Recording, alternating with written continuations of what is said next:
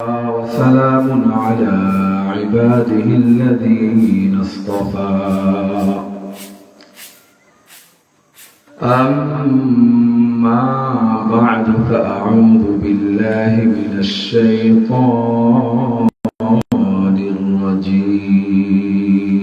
الرجيم بسم الله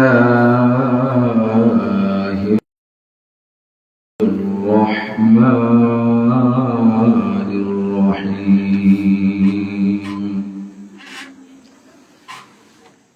إنما المؤمنون الذين إذا ذكر الله وجلت قلوبهم وإذا تليت عليهم آياته زادتهم إيمانا وعلى ربهم يتوكلون الذين يقيمون الصلاة ومما رزقناهم ينفقون بارك الله لنا ولكم في القرآن العظيم ونفعنا وإياكم بالآيات والذكر الحكيم ونحن على ذلك لمن الشاهدين والشاكرين والذاكرين والمجاهدين والحمد لله رب العالمين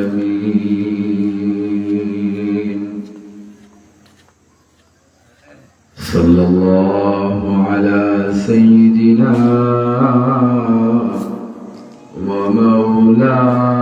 ومولانا محمد وعلى آله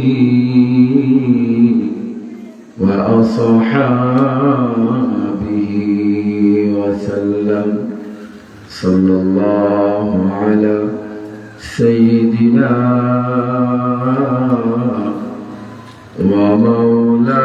ومولانا محمد وعلى آله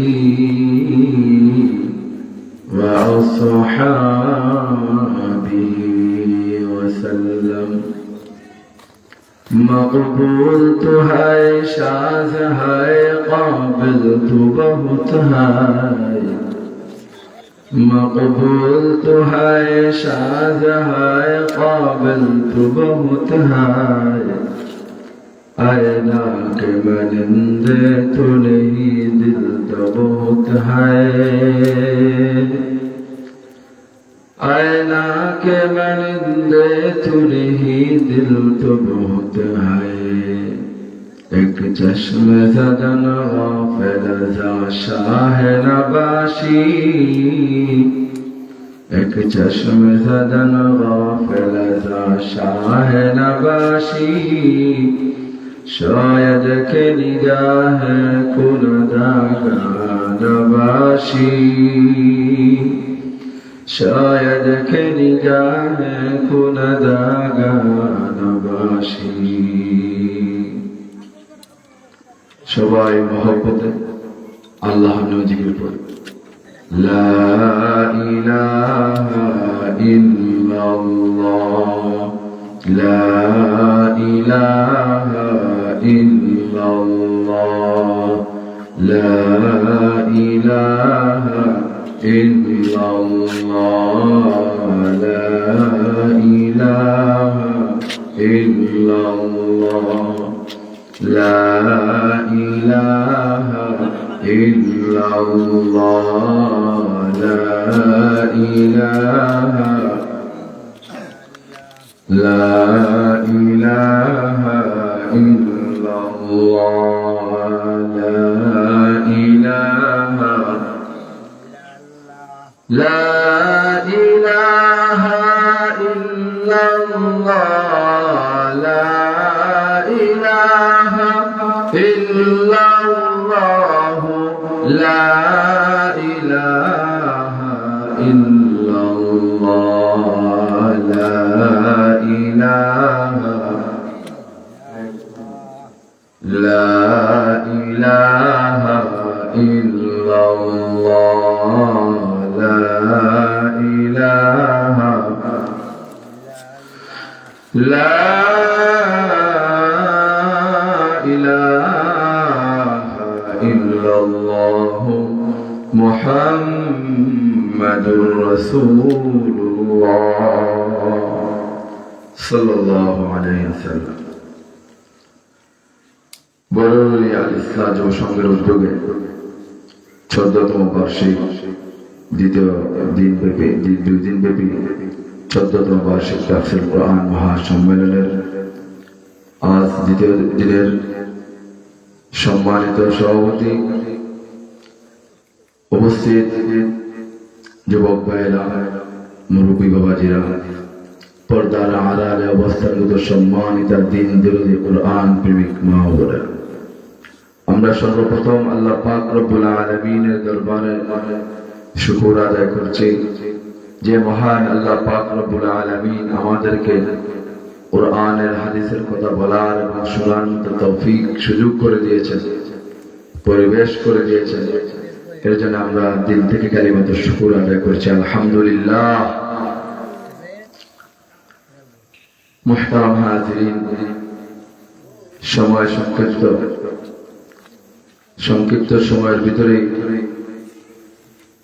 আমি আপনাদের সম্মুখে কিছু আলোচনা করব। আমার আগে আপনাদের বরুণের কিছু সন্তান অনেক সুন্দর চমৎকার আলোচনা করেছেন মা বাবার বিষয় নিয়ে,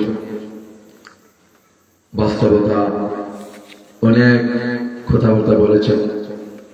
আল্লাহ পাক রব্বুল আলামিন আমাদের সবাইকে পিতা মাতার সাথে সৎ ব্যবহার করার তৌফিক দান করুন। এরপরে আমার পরেই আলোচনা করবেন আপনাদের বরুড়ি গ্রামের কৃতি সন্তান, আমার অত্যন্ত শ্রদ্ধাভাজন ভাই হযরত মাওলানা ইউসুফ আহমদ সাহেব, উনি আমার পরে আলোচনা করবেন। আমি আপনাদের কাছে অনুরোধ করব, আপনারা যে যেখানে আছেন, ঘোরাফেরা করতেছেন, যুবক ভাই, মুরব্বিয়ান, আমরা সবাই ফ্যান্ডেলের ভিতরে চলে আসি। একটা মাহফিল করতে কত যে কষ্ট করা লাগে, কত পেরেশানি করা লাগে, একমাত্র মাহফিল কমিটির বাইরে ছাড়া আমরা আমাদের বোঝা সম্ভব না। একটা বছর আগ থেকে মাহফিলের প্রিপারেশন নিতে হয়, মাথার গাম পায়ে ফেলাইয়া, টাকা পয়সা, স্টেজ, বিভিন্ন ধরনের খরচ, এই সমস্ত কিছু বোঝা নিয়ে বক্তাদের সাথে যোগাযোগ। আমি তো আপনাদের বানিয়াচুকের কিছু সন্তান, আপনাদের সন্তান। আমার সাথে পর্যন্ত এই পর্যন্ত 2-3 দিন যোগাযোগ করা হয়েছে। আজকেও প্রায় 5-7টা ফোন দেওয়া হয়েছে। তাহলে আমি আপনাদের এলাকার কিছু সন্তান, আমার সাথে যদি তারা যোগাযোগ করলো, তাহলে বাহিরে যারা আসতেছে ওনাদের সাথে কতটুকু যোগাযোগ করতে হয়, অনেক পেরেশানি নিয়ে মাহফিলটা করা হয়। এই জন্য এটা মাকবুল একটা মাহফিল, যে মজলিসে বসলে আল্লাহ পাক রব্বুল আলামিন বান্দার পিছনের সমস্ত গুনাহ মাফ করে দেন। আল্লাহ তাআলা খাস রহমত নাযিল হয় যে মজলিসে। আমরা এই মজলিসে আসি, এরপর আমার পরে আলোচনা করবেন, চমৎকার আলোচনা করেন আমাদের ভাই মাওলানা ইউসুফ আহমদ। আপনারা এখনো যারা ঘোরাফেরা করতেছেন, মাহফিলে চলে আসুন।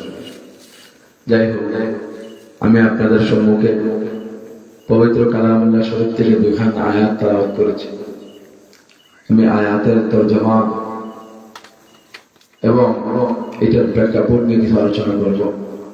প্যারে হাজিরিন, আজকে আমাদের ধ্বংসের কিছু কারণ, আমরা আমাদের সমাজের মাঝে অনেক মানুষ নামাজ পড়ি, রোজা রাখি, জিকির করি, কোরআন তেলাওয়াত করি, মা বোনেরা সহ অনেক মা বোনেরা অনেক আল্লাহ ওয়ালা, অনেক আমল করেন, তাহাজ্জুদ নামাজ পর্যন্ত পড়েন, পাঁচ ওয়াক্ত নামাজের পাশাপাশি, কিন্তু স্বামীর সাথে ভালো ব্যবহার করি না, বড় ভাইয়ের সাথে ভালো ব্যবহার করি না, বাবার সাথে ভালো ব্যবহার করি না, শ্বশুরের সাথে ভালো ব্যবহার করি না। এই কারণে জবান দ্বারা আমরা আমাদের স্বামীরকে অসন্তুষ্ট করে ফেলি। জবান দ্বারা বাবার মনে কষ্ট দিয়ে দিই, শ্বশুরের মনে কষ্ট দিয়ে দিই, বড় ভাইয়ের মনে কষ্ট দিয়ে দিই। যে কারণে আমল ঠিক করি, এই আমলের কোন ফজিলত আমি পাই না। কারণ প্রিয় মুসলমান ইমানদার ভাইরা, লক্ষ্য করে দেখেন, হযরত উকবা ইবনে আমির রাদিয়াল্লাহু তাআলা আনহু হাদিস, আল্লাহ রাসূল সাল্লাল্লাহু আলাইহি সাল্লামকে বলতেছেন, প্রিয় মুসলমান ইমানদার যুবক ভাইরা, হযরত উকবা ইবনে আমির রাদিয়াল্লাহু তাআলা আনহু আল্লাহ রাসূল সাল্লাল্লাহু আলাইহি ওয়াসাল্লামকে বলতেছেন, ইয়া রাসূলুল্লাহ, ইয়া হাবিবাল্লাহ, ও নবীজি,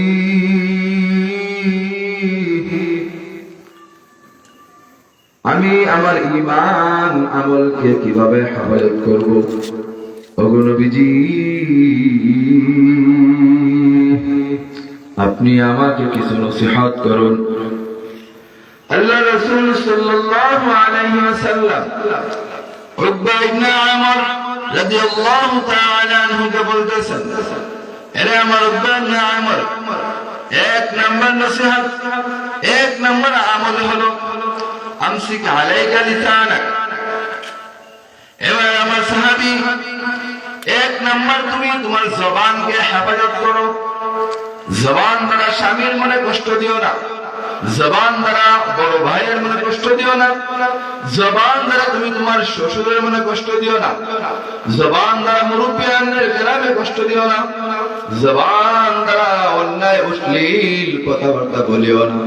জবানকে হেফাজত করো, জিহ্বাকে নিয়ন্ত্রণ করো। জবান দ্বারা মানুষের গীবত শাকায়ত করিও না, জবান দ্বারা মানুষের গীবত শাকায়ত করিও না, জবান দ্বারা মানুষের দোষ চর্চা করিও না।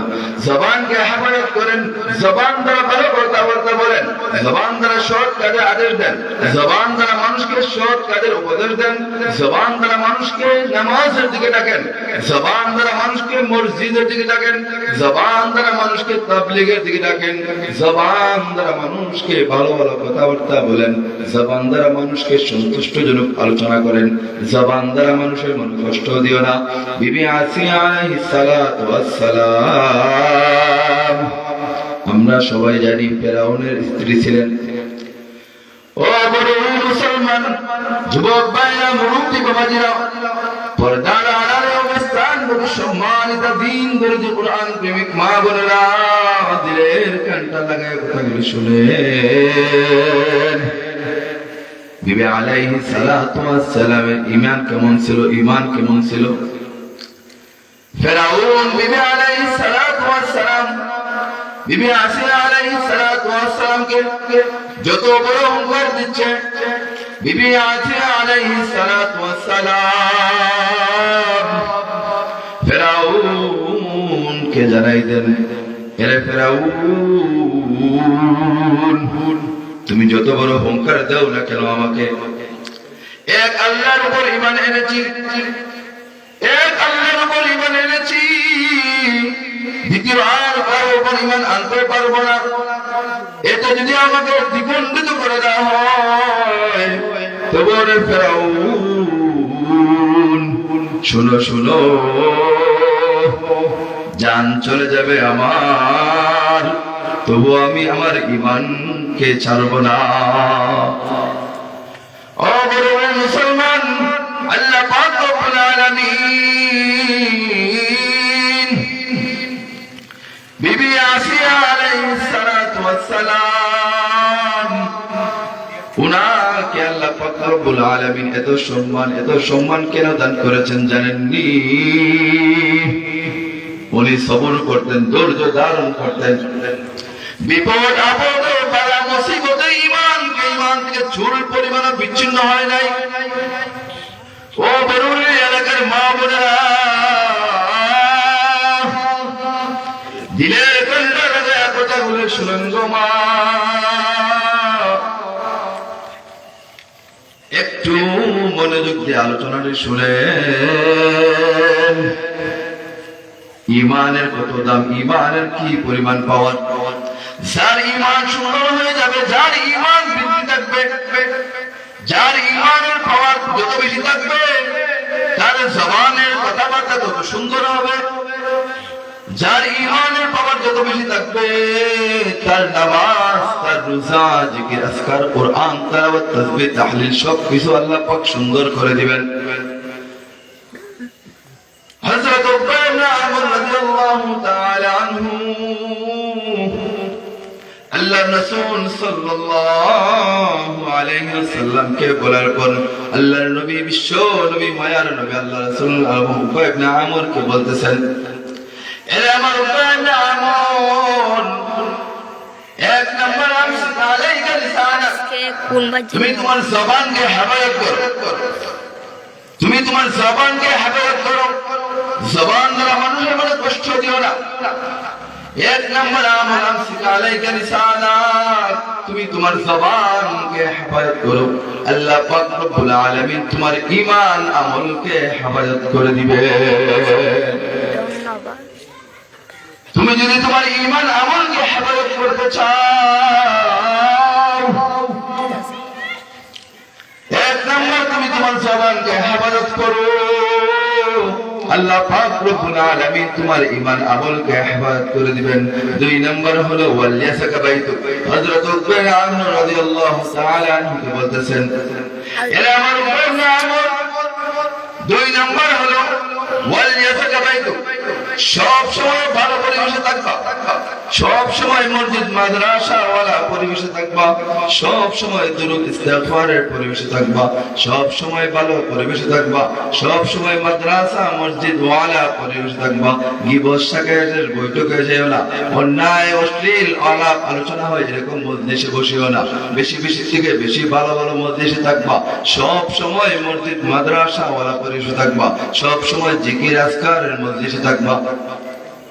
এরা আমার উকবা ইবনে আমর, তুমি যদি সব সময় ভালো পরিবেশে থাকো, মসজিদ মাদ্রাসা জিকির আজকার ওয়ালা পরিবেশে থাকতে পারো, আল্লাহ রাসূল সাল্লাল্লাহু আলাইহি ওয়াসাল্লাম জানাই দেন, এরা আমার উকবা ইবনে আমর, তুমি যদি ভালো পরিবেশে থাকতে পারো, আল্লাহ পাক রব্বুল আলামিন তোমার ঈমান আমলকে হেফাজত করে দিবে। এরা আমার বড়রা রাগের মা বোনেরা, দিলের কন্যা লাগা কথাগুলি শুনেন গো মা। হযরত উকবা ইবনে আমর রাদিয়াল্লাহু তাআলা আনহু আল্লাহর রাসূল সাল্লাল্লাহু আলাইহি ওয়াসাল্লাম নসিহত করতেছেন। এই নসিহত আমাদের জন্য, এই নসিহত আমাদের উপকারের জন্য। এই নসিহত যদি আমরা আমল করতে পারি, এই নসিহত যদি আমরা মানতে পারি, আল্লাহ পাক রব্বুল আলামিন আমাদের ঈমান আমলকে হেফাজত করবেন। এর জন্য আমাদেরকে সব সময় ভালো পরিবেশে থাকতে হবে, আমাদেরকে গীবত শাকায়েতের বৈঠকে যেতে পারবো না। আমরা বেপরদা হবে, স্কুল কলেজ ভার্সিটি সহ গায়ে হলুদের অনুষ্ঠানে আমরা বেপরদা ভাবে যাব না। আল্লাহ রাসূল সাল্লাল্লাহু আলাইহি ওয়াসাল্লাম বলতেছেন, যে মা বোনেরা, যে যুবক ভাইরা, মুরব্বিয়ান সব সময় ভালো পরিবেশে থাকবা। আল্লাহ রাসূল সাল্লাল্লাহু আলাইহি ওয়াসাল্লাম উকবা ইবনে আমরকে বলতেছেন, তুমি যদি ভালো পরিবেশে থাকতে পারো, আমরাও যদি ভালো পরিবেশে থাকতে পারি, আল্লাহ পাক রব্বুল আলামিন আমাদেরকে ঈমান আমল হেফাজত করে দিবে। ও বড়রা, যুবক ভাইরা, মুরব্বি বাবাজিরা, পর্দার আড়ালে অবস্থান কত সম্মানিত দিন দরজে কুরআন প্রেমিক মা বোনেরা, দিলের ঠান্ডা লাগা কথাগুলি শুনেন। আল্লাহ রাসূল সাল্লাল্লাহু আলাইহি ওয়াসাল্লাম উকবা ইবনে আমরকে বলতেছেন, এরা আমার উকবা ইবনে আমর, দুই নম্বর হলো ওয়ালিয়াসাকা বাইতুক, সব সময় ভালো পরিবেশে থাকবা, আল্লাহ পাক তোমার ঈমান আমলকে হেফাজত করে দিবেন। তিন নম্বর একটা আমল তোমাকে বলতেছি, তিন নম্বর নসিহত হলো ওয়াবকি আলা খাতিআতিক। তিন নম্বর নসিহত হলো হালতে তুমি তোমার গুনাহের দিকে তাকাইবা, হর হালতে তুমি তোমার হাতের গুনাহের দিকে তাকাইবা, হর হালতে সব সময় তুমি তোমার নজরের গুনাহের দিকে তাকাইবা, সব সময় নিজের গুনাহের দিকে তাকাইবা। দেখবা অন্যের কোন গুনাহ তোমার চোখে পড়বে না। চিল্লা বলেন ঠিক কিনা? ও মুসলমান, আল্লাহ রাসূল সাল্লাল্লাহু আলাইহি ওয়াসাল্লাম হযরত উকবা ইবনে আমর রাদিয়াল্লাহু তাআলা আনহু বলতেছেন, এরে আমার উকবা ইবনে আমর, তুমি তোমার নিজের গুনাহের দিকে তাকাও, সব সময় নিজের গুনাহের দিকে তাকিয়ে চোখের পানি ফেলাও। বদকি আলা খাতিআতিক, তুমি তোমার গুনাহের দিকে তাকাইয়া চোখের পানি ফেলাইয়া আল্লাহর কাছে তওবা করো। আল্লাহ, জীবনে হাত দ্বারা, জবান দ্বারা, চোখ দ্বারা, পাও দ্বারা, মাথার ব্রেন দ্বারা, হাত দ্বারা কত গুনাহ করেছি গো আল্লাহ, নজর দ্বারা কত খারাপ দৃশ্য দেখেছি, পা দ্বারা কত খারাপ পথ অবলম্বন করেছি, হাত দ্বারা কত অন্যায় কাজ করেছি, জবান দ্বারা কত অন্যায় কথাবার্তা বলেছি। ও দয়ার মালিক, আল্লাহ রাসূল সাল্লাল্লাহু আলাইহি ওয়াসাল্লাম উকবা ইবনে আমরকে বলতেছেন, আরে আমার উকবা ইবনে আমর, ওয়াকা আলা খাতিআতিক, তুমি যদি তোমার গুনাহের দিকে তাকাইয়া চোখের পানি ফলাইয়া আল্লাহর কাছে তওবা করো, কান্দো, আল্লাহ পাক রব্বুল আলামিন তোমার ঈমান আমলকে হেফাজত করে দিবে। ও মুসলমান, আমরা যদি আমাদের গুনাহের দিকে তাকাইয়া, আমরা আমাদের হাতের গুনাহ, পায়ের গুনাহ, মুখের গুনাহ, চোখের গুনাহ, অঙ্গ প্রত্যঙ্গের গুনাহের দিকে তাকাইয়া যদি আল্লাহ পাক রব্বুল আলামিনের দরবারে কান্নাকাটি করতে পারি, আল্লাহ পাক রব্বুল আলামিন আমার যত গুনাহই হোক না কেন, আল্লাহ পাক রব্বুল আলামিন মাফ করিয়া আমার গুনাহকে নেকি দ্বারা পরিবর্তন করিয়া দিবে। ও মুসলমান, আমার সময় সংক্ষিপ্ত,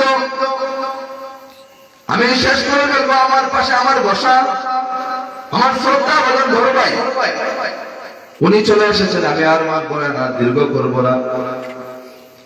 আমি আপনাদের কাছে অনুরোধ রাখবো, আল্লাহ রাসূল সাল্লাল্লাহু আলাইহি ওয়াসাল্লাম উকবা ইবনে আমরকে যে আলোচনাগুলো করেছেন, যে নসিহতগুলো করেছেন, এগুলো আমাদের আমল করতে হবে কিনা? এগুলো আমাদের আমল করতে হবে।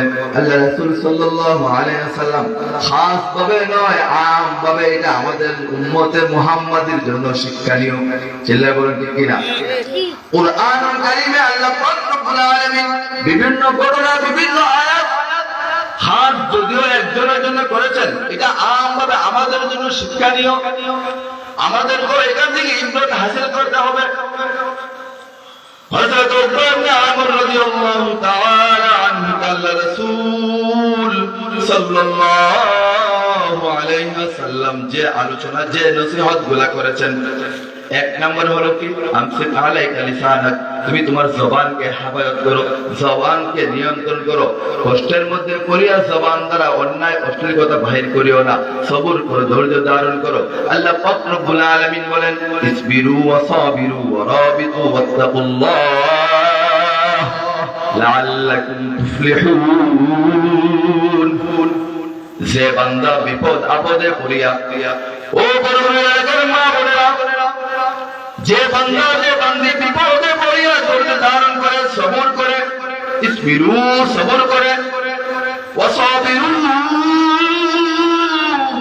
সবরের মতো সবর করে, সবরের অবটল থাকে, ওয়ারাবিতু জিহাদের জন্য প্রস্তুত থাকে। দালালি শেখ হাসিনা নয়, দালালি কোন নেতা নেত্রীর নয়, দালালি করব কোরআনের, দালালি করব হাদিসের, দালালি করব নবীজির, দালালি করব আল্লাহর। ছেলে বলেন ঠিক কিনা? কোন নেতা নেত্রীর আমরা দালালি করব না। দালালি করব তো করব এক আল্লাহর দালালি করব। ছেলে বলেন ঠিক কিনা? ও মুসলমান, আল্লাহ পাক রব্বুল আলামিন বলেন, ওয়ারাবিতু, তারা সব সময় হর হালতে জিহাদের জন্য প্রস্তুত থাকে। ওয়াত্তাকুল্লাহ, আরেকটা গুণ হলো তারা আল্লাহ পাক রব্বুল আলামিনকে ভয় করে।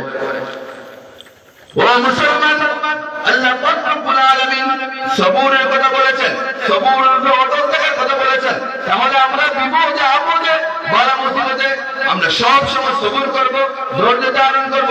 আল্লাহ পাক রব্বুল আলামিন বলেন লাআল্লাকুম তুফলিহুন, যে বান্দা বান্দি সবর করবে, সবরের উপর অটল থাকবে, জিহাদের জন্য প্রস্তুত থাকবে, আল্লাহ পাক রব্বুল আলামিনকে ভয় করে গুনাহ থেকে বেঁচে থাকবে, আল্লাহ পাক রব্বুল আলামিন তাদের নামটা কামিয়াবিদের খাতায় তুলে দিবে।